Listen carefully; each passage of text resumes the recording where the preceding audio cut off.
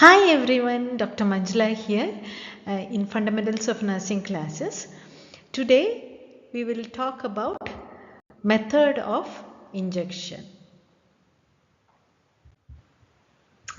First is intradermal injection. Intradermal injection എന്ന് പറഞ്ഞാൽ ഡെർമിസിലേക്ക് ഇഞ്ചെക്ട് ചെയ്യുന്നതാണ്. Intradermal injections usually സൈറ്റ് ഏതൊക്കെയാണ്? Site is the inner aspect of forearm. ഇവിടെ ഫോർആമിൻ്റെ ഇന്നർ ആസ്പെക്റ്റിൽ ഈ ഭാഗത്തായിട്ടാണ് നമ്മൾ ചെയ്യുന്നത്, ഇന്നർ ആസ്പെക്റ്റിൽ. Then upper chest and upper back, that is beneath the scapula. So these are the commonly used sites. അപ്പം അങ്ങനെ സൈറ്റുകൾ തന്നെ ചിലപ്പോൾ ചോദിക്കാം. പിന്നെ അതുപോലെ തന്നെ ഡ്രഗിൻ്റെ ഡോസ് ചോദിക്കാം, യൂസ് ചെയ്യുന്ന ആംഗിൾ ചോദിക്കാം, യൂസ് ചെയ്യുന്ന സിറിഞ്ചസ് ചോദിക്കാം, നീഡിൽസിൻ്റെ ലെങ്ത്ത് ഒക്കെ ചോദിക്കും. ഇതൊക്കെയാണ് ഈ ഏരിയയിൽ നിന്ന് കോമൺ ആയിട്ട് ചോദിക്കാൻ സാധ്യതയുള്ള ക്വസ്റ്റ്യൻസ്. So drug dosage എത്രയാണ്? 0.01 to 1 ml. A very small tiny amount of medication is administered this way intradermally. അപ്പോൾ ആ പിക്ചറിൽ നോക്കിക്കോളൂ, നിങ്ങൾക്ക് സൈറ്റുകളൊക്കെ മനസ്സിലാവും എവിടെയൊക്കെയാണെന്ന്. And you can see that there is a small bleb that is called as a bleb, which indicates the dislodgement of the medication underneath the dermis. So എന്തിനാണ് നമ്മൾ, പർപ്പസ് എന്താണ് ഇൻട്രാഡെർമൽ ഇഞ്ചക്ഷൻ്റെ?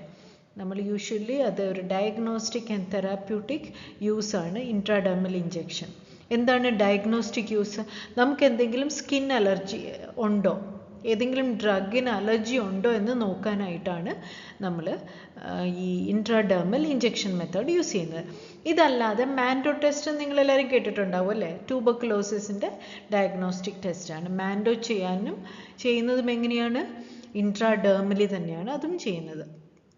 പിന്നെ xylocaine sensitivity test, any drug for that matter sensitivity നമ്മൾ check ചെയ്യുന്നത് ഇൻട്രാഡെർമലിയാണ്. അപ്പോൾ ഇതൊക്കെയാണ് therapeutic diagnostic use. ഇനി തെറാപ്യൂട്ടിക് യൂസ് ആണെങ്കിലോ, to administer local anaesthesia prior to any invasive procedures. അപ്പോൾ ലോക്കലി നമ്മൾ എപ്പോഴും മെഡിസിൻ കൊടുക്കുന്നത് ഇൻട്രാഡെർമലിയാണ്, ലോക്കൽ അനസ്തീഷ്യ ഇഞ്ചെക്ട് ചെയ്യുന്നത്. So these are the indications for intradermal injection. അടുത്തത് ഇതിന് വേണ്ടിയിട്ട് യൂസ് ചെയ്യുന്ന നീഡിലിൻ്റെ പെക്യുലിയാരിറ്റീസ് നമുക്ക് നോക്കാം. നീഡിലിൻ്റെ സൈസ് എത്രയാണ്? 24 ഗോജ് ടു 27 ഗോജ്. 24 മുതൽ 27 ഗോജ് വരെ മെഷർമെൻ്റ് ഉള്ള നീഡിലാണ് നമ്മൾ ഇതിന് യൂസ് ചെയ്യുന്നത്. അതിൻ്റെ ലെങ്ത് എത്രയുണ്ട്? 1/2 to 5/8 ഇഞ്ച്. ഇത്രയും ചെറിയ നീഡിലാണ് നമ്മൾ യൂസ് ചെയ്യുന്നത്. ഇനി ഏത് ആംഗിളിലാണ് ഇത് ഇൻസേർട്ട് ചെയ്യുന്നത്? അതാണ് അടുത്ത ഒരു പോയിന്റ് നിങ്ങൾ ഓർക്കാനുള്ളത്. 15 ഡിഗ്രി ആംഗിളിലാണ് നമ്മൾ ഇൻട്രാഡെർമൽ ഇഞ്ചക്ഷന് നീഡിൽ ഇൻസേർട്ട് ചെയ്യുന്നത്.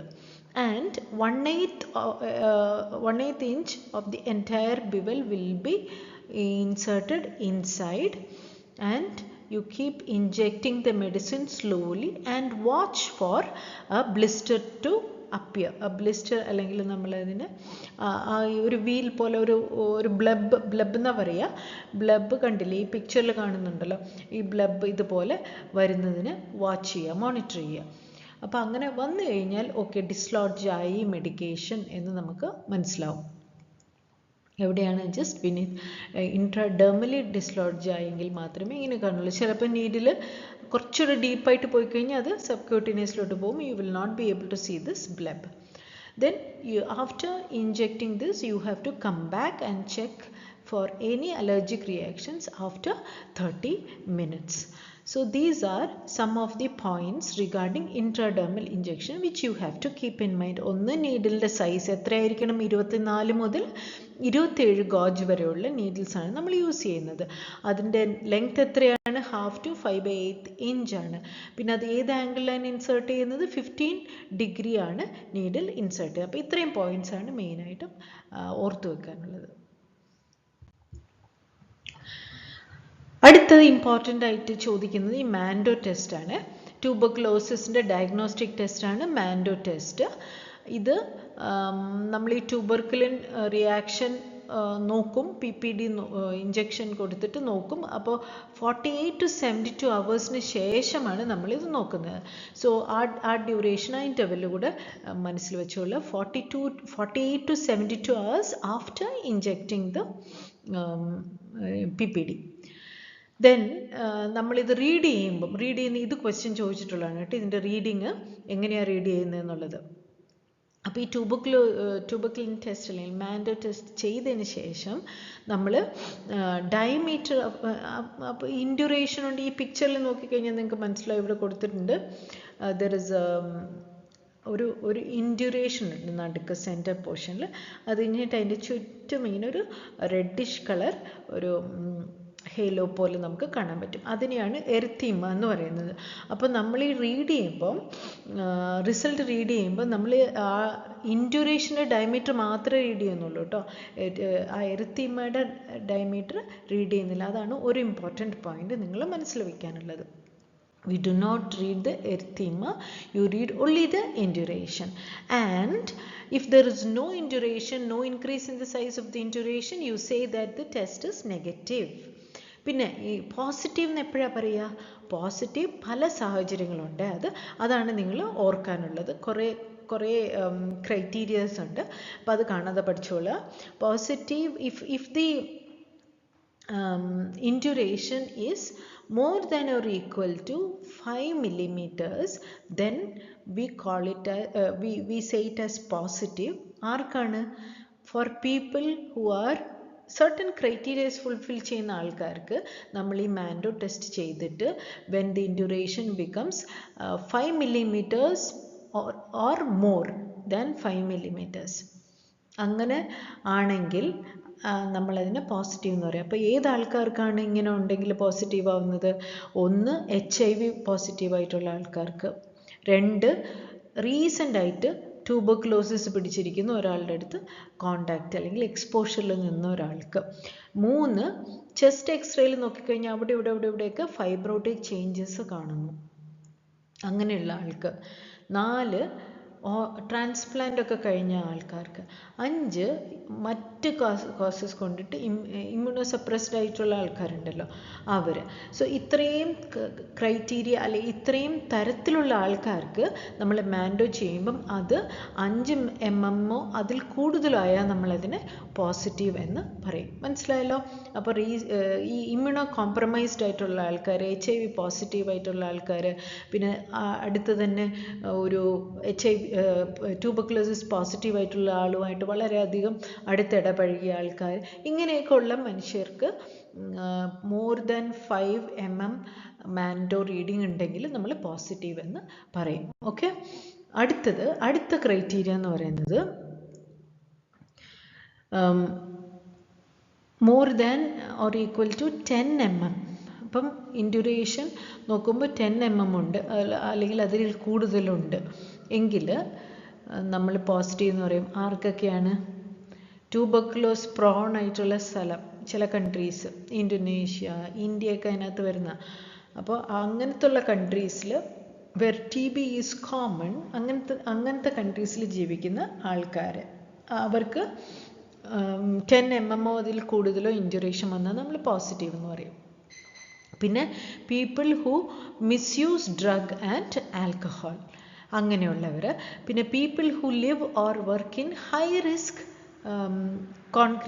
കോൺക്രിയേറ്റ് ഏരിയാസ് എന്ന് വെച്ചാൽ സ്ലം, അതുപോലത്തെ ഇങ്ങനെ തിക്ലി പോപ്പുലേറ്റഡ് ആയിട്ടുള്ള ഏരിയാസിൽ. പിന്നെ ലബോറട്ടറി വർക്കേഴ്സ്, പിന്നെ ചില medical conditions which predispose them to high risk for tuberculosis.